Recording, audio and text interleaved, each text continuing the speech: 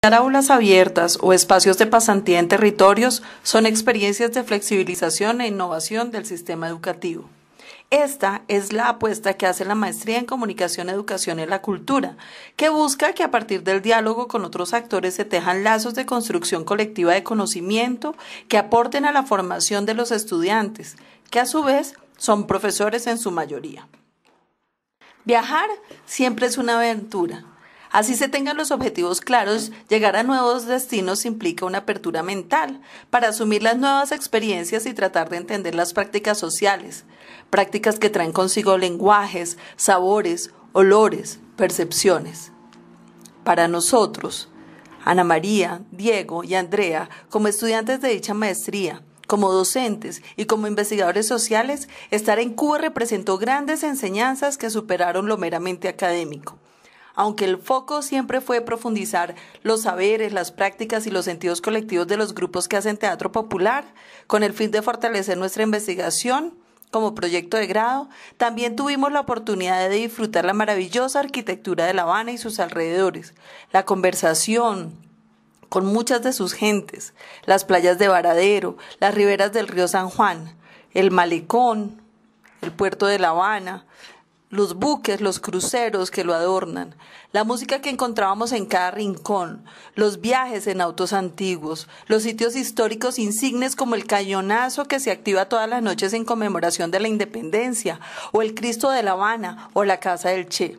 Los restaurantes, los sitios de entretenimiento reconocidos en los que estuvimos como Tropicana, la Casa de la Música, el Buenavista Social Club, la Bodeguita del Centro, la Casa de Polo Montañés, el Hotel Nacional de Cuba.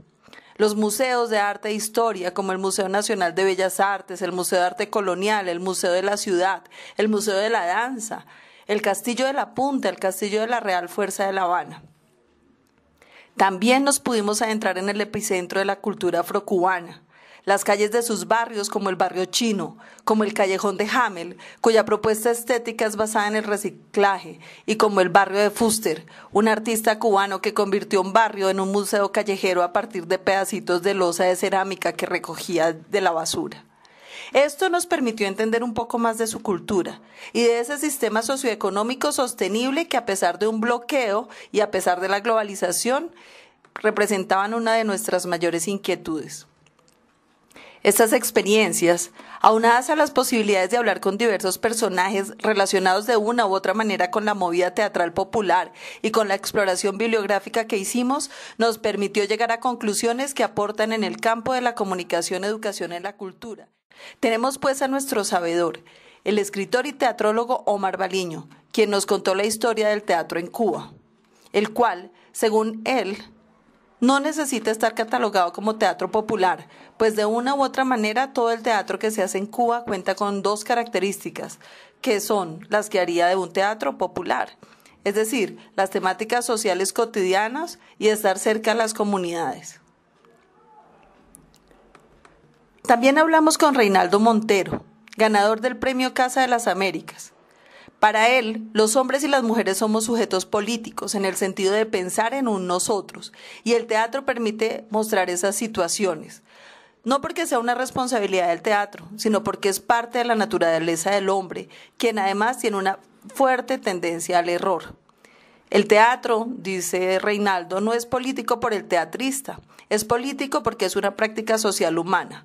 Ahora el arte tiene la virtud de crear discursos que juegan entre la ficción y la realidad.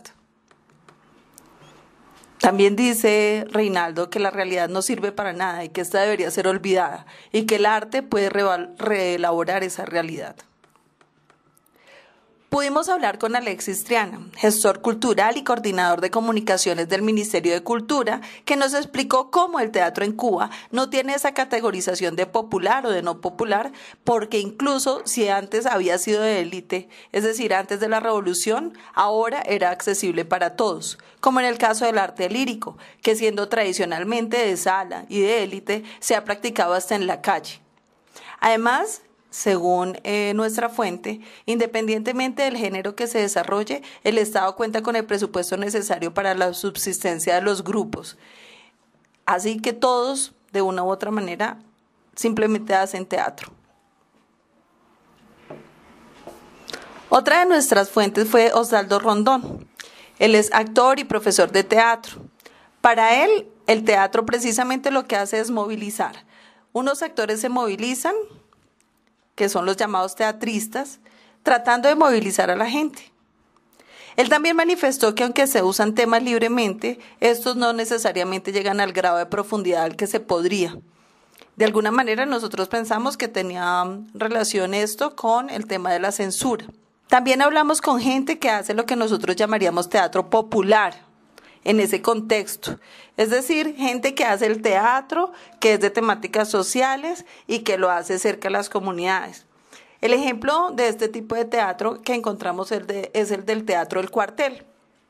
Ellos se preocupan especialmente por las prácticas comunicativas al interior del grupo, incluso más que por la propia experiencia estética que pueda vivir el público. Otro teatrista con el que hablamos fue Julio César Ramírez, quien nos explicaba cómo la historia del autor de la obra está presente en la narrativa de su obra unipersonal, El Último Café, que estaba durante esos días en temporada. Habla cómo la política, el amor, los hijos, todos son elementos fundamentales de la dramaturgia. También teníamos encuentros con el director de Teatro Estudio de una obra llamada Superbanda Clown y del Teatro Trianón, un director llamado Carlos Díaz, quien hace el teatro más contestatario que se hace en la isla.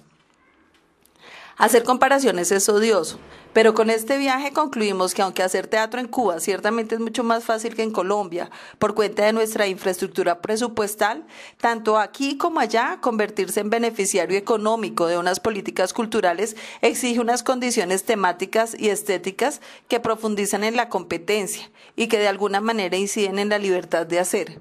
Por eso, aunque no hay censura, pues por parte de los grupos que reciben este tipo de beneficios económicos hay agradecimiento y sobre todo prudencia. Lo que sí se nota es que en Cuba hay una gran preocupación por lo político y no por el beneficio meramente comercial, como sí sucede aquí en algunos de los casos de los que llamamos el teatro de sala. Y aunque el teatro no ha sido una de las artes más consentidas universalmente, como sí se podría decir del canto o de la música, confirmamos que se configura no solamente como arte, sino como una práctica social, como un arma profunda de transformación. Y es tanto así que políticamente se reconoce esto, que se cuenta en los dos países y en la mayoría de los países latinoamericanos con instituciones específicamente creadas para su coordinación y paradójicamente se invisibiliza constantemente en la sociedad y hasta en la academia. En este recorrido también hicimos las visitas pedagógicas a los aliados de Uniminuto. Estuvimos con Carolina García, del CIPS, el Centro de Investigaciones Psicológicas y Sociológicas, quien nos facilitó material sobre infancia y juventud y con quien socializamos sobre comunicación, cultura y apropiación de los medios con y para los jóvenes. Y pudimos también asistir a la Universidad Enrique José Barona para hablar del tema de la pedagogía. El tiempo fue bien aprovechado. Jornadas maratónicas acompañadas por Johnny, nuestro guía, nuestro chofer, nuestro casero, de manera que pudimos asistir a obras de teatro también de diversa índole, todas atravesadas por la política. Estuvimos en obras como El Último Café, Los 10 Millones, Superbanda Clown, Jacuzzi y La Cita. También pudimos participar en el taller de dramaturgia que se llevó a cabo en el Festival Cubano de Traspasos Escénicos en el Instituto Superior de Artes. Participamos en el Circuba y en el ensayo de la obra de Superbanda Clown. Estuvimos en el Consejo Nacional de las Artes Escénicas, en la editorial Tablas y en la Casa de las Américas y adquirimos una excelente bibliografía que nos va a aportar en nuestra investigación. Autores como el colombiano Pedro Morales o como los cubanos Paolo Beneventi, Jorge Dubati, Alberto Villarreal, Rine Leal, entre otros. También tuvimos acceso a revistas como la revista Tablas o como la revista Artes por Excelencia y pudimos conocer informes de investigación como los publicados por el CIPS. También fuimos al Centro de Investigaciones Culturales Juan Martelo y a la Universidad de La Habana. En estos dos sitios logramos especiales vínculos en torno a nuestros intereses investigativos. Este video es un breve relato de una gran experiencia que es importante para que a partir de nuestro campo de estudio podamos reflexionar sobre las experiencias de nuestros hermanos latinoamericanos y sobre todo pensar la posibilidad de reexistir, es decir, reconstruir y cambiar el mundo en lo simbólico, proponer nuevos mecanismos, nuevos sentires, ahondar en las indagaciones de las identidades latinoamericanas, los lenguajes y las experiencias capaces de crear nuevos imaginarios desde lo propio.